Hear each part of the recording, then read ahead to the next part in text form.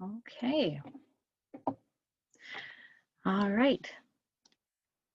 Good afternoon, everyone. My name is Tamara Lowney with Itasca Economic Development Corporation. Thank you for joining us today. Unfortunately, we are back on a Zoom call with our community trying to provide some resources to help you out. It is not something that we wanted to do again. We have been familiar with being in this position since earlier this year, but since things have taken a turn for the worst, we are definitely prepared to stand up and help those in our community that need it. So today we're going to cover a few different topics around business loans that will be available and other options. We certainly welcome questions throughout the presentation, and we obviously will stop at the end as well. Feel free to put your questions in the chat box as we go along, or you can certainly unmute yourself. For the sake of the larger group, I'm going to have everyone muted as they're joining our conversation. So if you ask a question and you feel like you're not being heard, know that you're probably muted and you just need to unmute yourself to ask that question. We will be recording this session for today, and so it will be available on our website and on our Facebook page after today's meeting. We'll also be regrouping and doing another meeting next Tuesday at 2 o'clock. We'll be covering the same information and any other updates that we're able to find. So as usual, Itasca Economic Development, we're located in downtown Grand Rapids. Right at the moment, our office is closed to the public. We will hopefully reopen after Thanksgiving. But at the moment, you can reach us at 326-9411, and then all the other information is there to get to the right person. So let's get started. I think the most important thing, we want to send a message to you today saying that you are not alone in all this. We know this is a really difficult challenge that all the businesses in our community face, and each challenge is unique. We do not want to minimize what you're going through, but we want to be there for you and try to help you as you work through those challenges. There are a lot of team members on the call today that are available and ready to work with you on your challenges. So please feel free to reach us at any time. So today's agenda includes a few areas that we're going to talk about: the Itasca Strong, Itasca Small Business Relief Fund loans, the Taconite Area Relief loans, the SBA updates, some information about the Entrepreneur Fund, and how to face the challenges ahead, as well as some community updates. If you don't know already, the Itasca Strong campaign has been going on since March of this year. It has been a banner of hope across Itasca County, asking people to shop locally, to serve locally, to take care of your community, and really promote spending that money here in our community rather than sending it outside.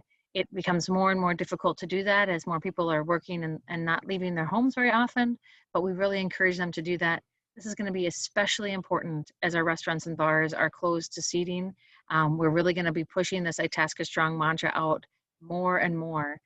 If you want to participate in our Itasca Strong, you can contact any of us at Itasca Economic Development, as well as Sherry Frick at Minuteman Press and Megan Christensen at Visit Grand Rapids. Sarah Carling from our team has traveled all over Itasca County taking pictures of businesses participating in this program.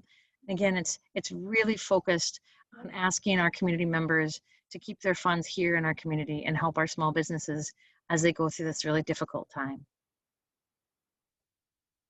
So we'll start with the Itasca Small Business Relief Fund. The Itasca Small Business Relief Fund, it came into existence in March of this year. We essentially built this fund to try to serve our local businesses with a loan program to try to get through this first shutdown that we had earlier this year. We raised almost $1 million in this fund. We were just shy by about $25,000. And of those $1 million, we've already given out about $850,000. So in our system, we have $150,000 remaining of those funds. I have already put the feelers out there to try to raise more funds for this if the demand is there. We don't know what's going to happen in the next couple of weeks with many of our small businesses, restaurants, bars, fitness centers. So if we get an influx that exceeds what we have available today, I've already started the conversation about getting more aid. So those loan funds are really going through the IADC. You work with our SBDC consultants as well as the Entrepreneur Fund to access those funds. We do loans up to $25,000. There is a 6-month deferral period with no, there are no fees to do that. It just is an automatic 6 months deferral for payments. It's a 10-year amortization with a 5-year balloon, and there is a 0% interest rate. So you could get the loan for $25,000 and not be making a payment for 6 months. This is a really important time to note that we do have the ability to defer loans that are already out there. So if you are familiar with this program, we really want you to be aware that if you already have a loan with us, you can call us, talk to us, and we will be granting 3-month deferments. We just need to be talking to you first. So don't wait until the last minute in order to get a deferment and have it not have the direct deposit taken out of your account. We need to make sure we have that deferment in about 5 business days ahead of time. Because as you know, these transfers are set up automatically. You set that up automatically when you signed up for the loan. And in order to cancel it, we need a few business days to process that request. But please reach out if you already have a loan. If you already have a loan with the City of Grand Rapids, if you already have a loan with the ISTPRF, please reach out to those folks and talk about what your options might be. So the eligibility for our ISTPRF is what we call it. It's the Itasca Small Business Relief Fund loan. It means that you have to be either in Itasca County or the Bland and Footprint communities. So this one is unique. This is not just Itasca County. It also goes into Hill City, North Home, Black Duck, and Reamer. So if you're in any one of those locations, you can contact us and apply for those funds. It has to be a business affected by COVID-19 and be current on financial obligations as of March 1st. We know that there's been a lot of challenges since March 1st, but prior to that date, we'd like to see that you're current on your financial obligations. And we also recommend that you apply for other funds first, but we know that those other funds are really limited at this point. I will tell you the ISTPRF is here to take on a greater risk. We are there to help businesses that are in tough financial positions. We know that going in. So please reach out to apply for those funds if you need them. The Taconite Area Business Relief Fund loans are really provided to local businesses that have been affected by COVID-19 as well. These loans are available for the Taconite Relief Area businesses, and we'll look at that map in just a moment. They're intended to provide working capital and any legal business purpose is really eligible here. The loans can be up to $40,000. And so their maximum amount is $40,000, but it might be less than that. The maximum loans will be 60 months after a 6-month deferment period. So technically it's 66 months. In that 6-month deferment period, interest will be accrued and due at the end of the deferment period. The interest rate on those loans is 2%. Now, in order to be eligible, you have to be in the agency's service area. So I'm going to fast forward one slide and show you, because visually it often helps. The Taconite Relief Area it covers around 7 counties, almost all of Itasca County. So it does not include the Deer River area and some of the smaller areas right around Deer River, but the majority of Itasca County is included. This does not include the satellite areas I was just talking about of Hill City, North Home, Reamer, and Black Duck. Those are not included in the Taconite Relief Area. So that loan program has $2.5 million still available and funds to give out loans. Now, you must be in operation for at least 1 year to be eligible, and you must be operating on March 1st. All businesses must intend to continue to be open if they're eligible, and they must be actively managed loans and personally guarantee these loans with the ISTPRF. Let's go over this one. So this is really meant to be for people that are struggling in COVID-19. We know there's a lot of those people on the call today, so we hope that you can access those funds as you need them and really get the resources you need as you move forward. Finally, the SBA has loans available. You can go through the Entrepreneur Fund to access those, but the special funding mechanisms that were set up during COVID-19 have expired. And what that means is if you had an SBA loan prior to March 1st, they gave you an automatic 6-month period where they paid the principal and interest on that loan. So those have all come to a completion. There are no more deferments available for those that had a loan starting prior to March 1st. If you had a loan with the SBA between March 1st and October, then you would have been granted that same 6-month period where principal and interest was paid. That means that if you had a loan in July, for example, you would have 6 months from your closing date of deferment payments from the SBA. So just keep an eye on that. Make sure you're aware that those timeframes do come to an end when you'll need to start making those payments, and the deferments will no longer be available to you. And we also talked about just prior to this call that the state of Minnesota does still have EIDL loans available. It is no longer accompanied by a grant, so it is a loan, and we'll provide more information on that loan program at our meeting on Tuesday. The Entrepreneur Fund is based out of the IADC office as well. They're a regional loan program, or a loan and support mechanism for businesses. They offer microloans and other loan options, including SBA loans for local small businesses.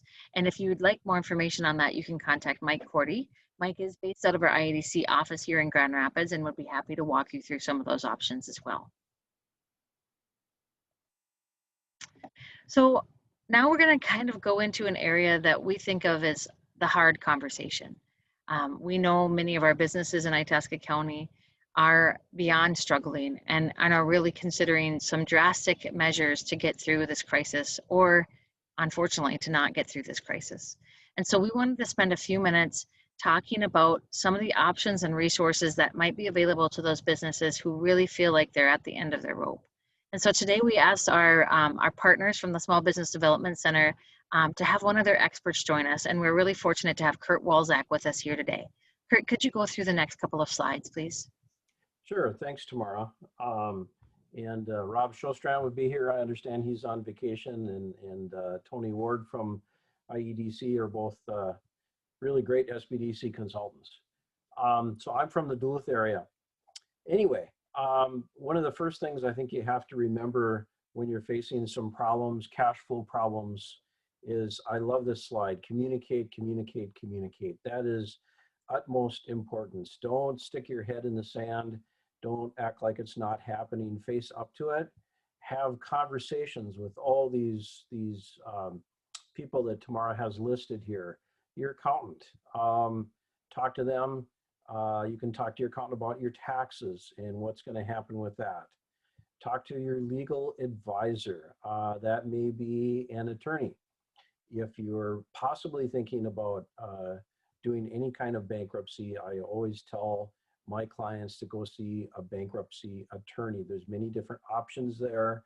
It's just not one option. Whether you're a sole proprietor or an LLC or an S corporation, there's lots of different legal things to take a look there. So get some advice from a legal advisor, an attorney. They can help you prepare and help make sure that you're putting things in place where they need to be if this is something that you have to do. The other thing that the SBDC and the people at IEDC can help you out with is doing a cash flow. Let's say you're thinking about this and you're wondering, I don't know if it's going to happen. Should I do it? Should I not do it? I'm not sure here. Well, Rob or Tony or Mike from the Entrepreneur Fund can sit down with you and go through a cash flow forecast and figure out, what does that look like? Here's all my expenses. Here's the income I have coming in. What other sources of income do I have? Can I make it through this or not? So call IDC to get help and ask for that. It's no charge service. It's all confidential. Nobody's going to talk to anybody else about what that. It's just between you and that consultant, so you don't have to worry about that either. Talk to your utility company.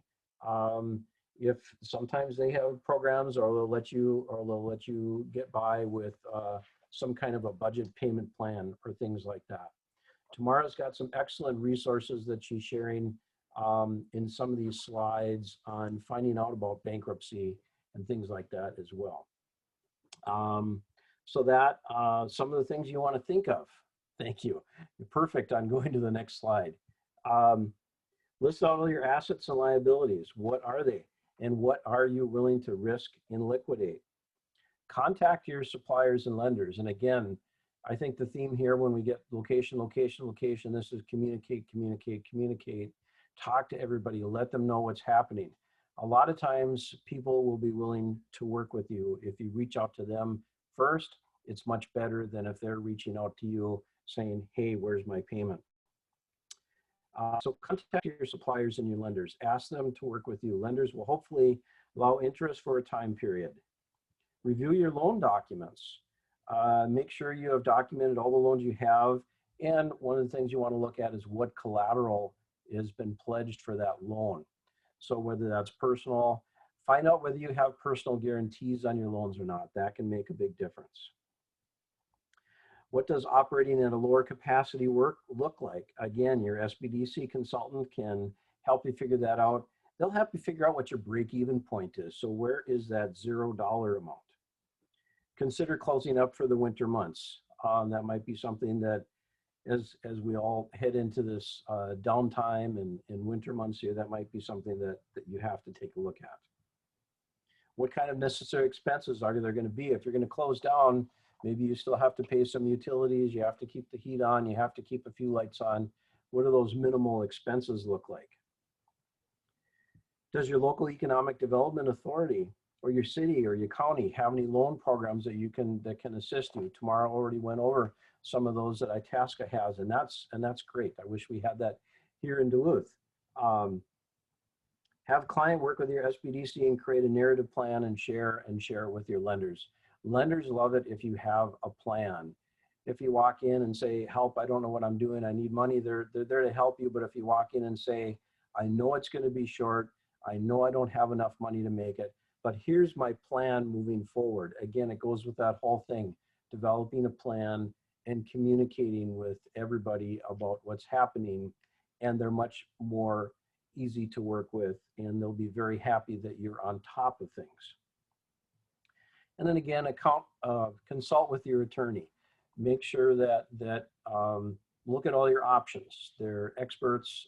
If you have to go the bankruptcy road, they're experts in that, and they can talk to you about that, advise you on Chapter 7 and Chapter 11 and Chapter 13. As I said, there's different options there. Pay attention to your payroll taxes, okay? Even if you're declaring bankruptcy, payroll taxes still need to be paid, and those cannot be written off. The same things with tax liens.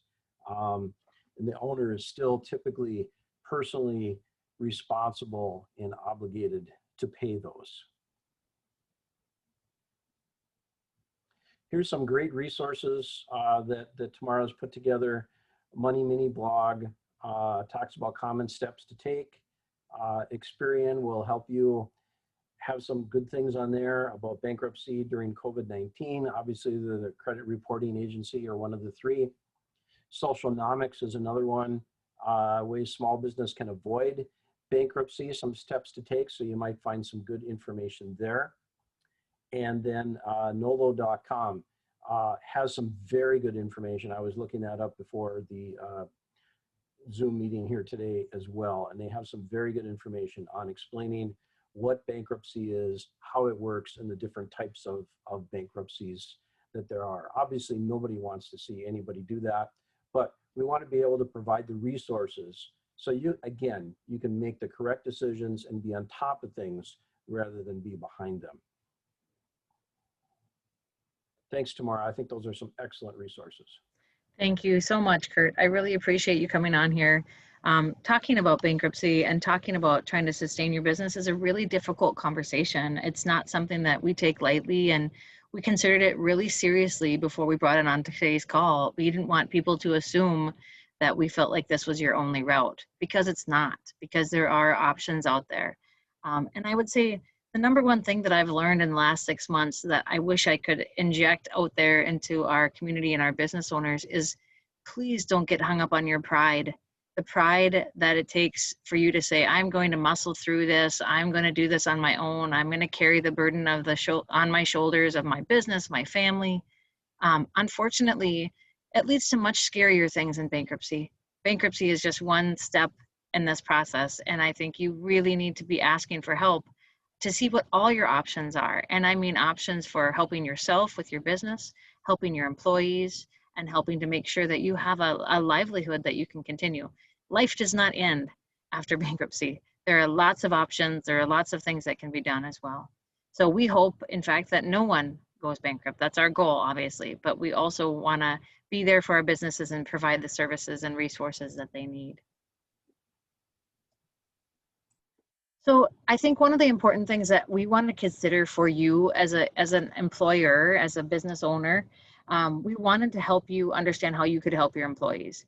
You know, there's a big difference between this this shutdown and what we're experiencing today and what happened 6 months ago. We had extra benefits for employees. We had a stimulus check. We had lots of funding coming out to the businesses through the PPP program that were grant funds that you didn't have to pay back.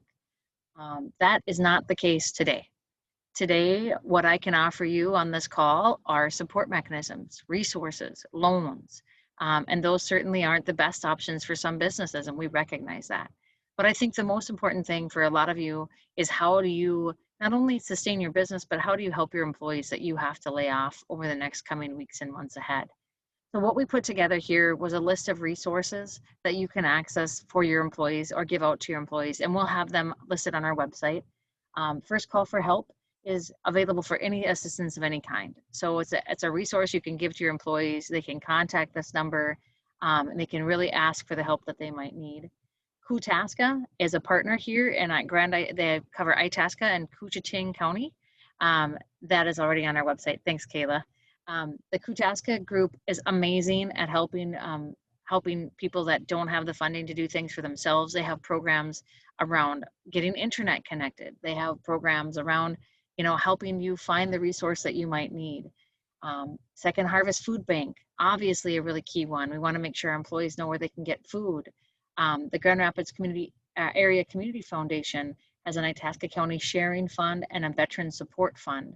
So these are really important tools that you can offer your employees. It's different too from March because we're going into winter rather than coming out of it, right? So fuel is going to be a huge deal, and heating their homes is a huge deal. And most of our counties up here in northern Minnesota have fuel assistance programs to help people when they have a hit on their employment and a hit on their personal finances. So make sure that you're offering these resources to your employees. The unemployment office has prepared for an influx of calls starting next Monday. They know that there'll be a lot of businesses that'll be laying their employees off as of today. And so there's a website here that you can go on as well. And in fact, I'm just gonna make sure and get all of this in our chat box. Kayla, can you put this in the chat, please, while I'm speaking? The unemployment office had a setup for your last name. So if you follow this link to the website, you'll see when the employee should be calling in. And it was in the March timeframe when we had the high influx of calls, which we expect again next week. That was by last name. You were supposed to call on a specific day. The challenge is, as employers, it's difficult to get answers. They did not have an employer hotline at the time. So if we can get that information out there for you to find, it would be really helpful, just to make sure that you have a way to contact someone. If you can't reach someone within the unemployment office, we sit in on a call with the state of Minnesota that's happening once a week right now, where we can ask additional questions about unemployment pieces that you might not be familiar with. Now, there are still some COVID relief unemployment pieces related to having COVID-19. Those are also available on our website, and we'd encourage you to go there. And one of the last pieces is the veteran services. We have special veteran services located in our counties here available for the veterans to have a little extra help as they look for new opportunities. So please make sure you take the time to get some of this information for your employees so they feel like they have a way to muscle through the next few months as well. All right, and we're going to switch gears over to my colleague Sarah to talk about some of the community updates. Sarah? Thanks, Tamara. Good afternoon, everyone. This is going to be pretty quick, but I wanted to just touch base on the school lunches. It's basically offered to anyone 18 and under. The locations listed here are accurate as of this morning. I do have one update for Greenway, but Nashwauk-Keewatin, they're going to be doing a Monday, Wednesday, Friday pickup between 9:30 and 10:30. You can pick those lunches and breakfasts up at Nashwauk High School and the Keewatin Elementary. As for Greenway, they're doing a Monday, Wednesday pickup. The high school is going to be, the pickup location will be at door number 7. They're doing a pickup at 8:30 to 10:30 in the morning for breakfast. And then they're doing it from 12 to 12:45 for lunch. And then Marble will be doing a one-time pickup at 9:30 to 10:30, which will include a lunch and a breakfast. Next week is going to be a little bit different just because of Thanksgiving. So they're only going to have a pickup on Monday, and then they'll be following the Monday, Wednesday pickup as scheduled or listed here. Grand Rapids and Big Fork, they're going to have Monday through Friday pickups. The locations are currently at the children's school that they attend, and that'll be from 11 to 11:30. Lastly, for Deer River, they're currently still in a hybrid situation, so they're not doing the location or the pickups. But if a student is doing distance learning and they're needing assistance as far as for food, they're just to contact the school and they'll be able to provide them some assistance. And then last, I just wanted to make sure everyone understood where the food bank and shelves are located and their times. So those are all listed here. Each community has a food shelf, and they all kind of vary upon the location. So what I'll do is I'll share this information with Kayla, and we'll also get this added to the website just so that you have a reference. But this is a stagnant time, and if you have any questions, as always, don't hesitate to contact any one of us. And then the last thing I just always want to plug is the shopping local, as we've all been stating. In the middle of November, so actually right about now is when we're starting our Shop Local campaign that's going to go through December. And I just think it's really important to echo that and to think about those local stores before we think about those global stores, because obviously those are the ones that are really supporting our communities. And I just think it's extremely important during these difficult times. So I appreciate you guys being on the call. And if you have anything that you'd like me to update as far as a community, don't hesitate to contact me. Thank you, Sarah. So I'm going to close with just a couple of comments and then we'll open it up to questions. One of the things I want to include, or we're going to include on Tuesday's call, is a little bit about social media, bolstering your posts as you go into this pickup only option. So we're going to have our colleague Kayla, who's just the master of Facebook, as I like to call her, talk a little bit about how we can help you promote your business through social media and through partnerships in the community. So really think about that. If you are going to stay open through the next shutdown, make sure that you have some ways to really bolster your specials and things that you have going on in your communities. In addition to that, again, we will have the same call on Tuesday. We'll be constantly reaching out, trying to gather additional information on what kind of resources are available. And so expect to see updates on that at our next call. But right now, are there any questions out there?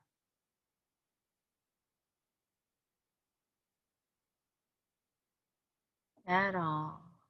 We are open. I'm gonna go ahead and I don't know how to unmute all. Just not that good. Well, I don't see any questions in the chat or from anyone, but again, I really encourage you to give us a call. Our numbers are on the screen here in front of you. You can also call our office or email us.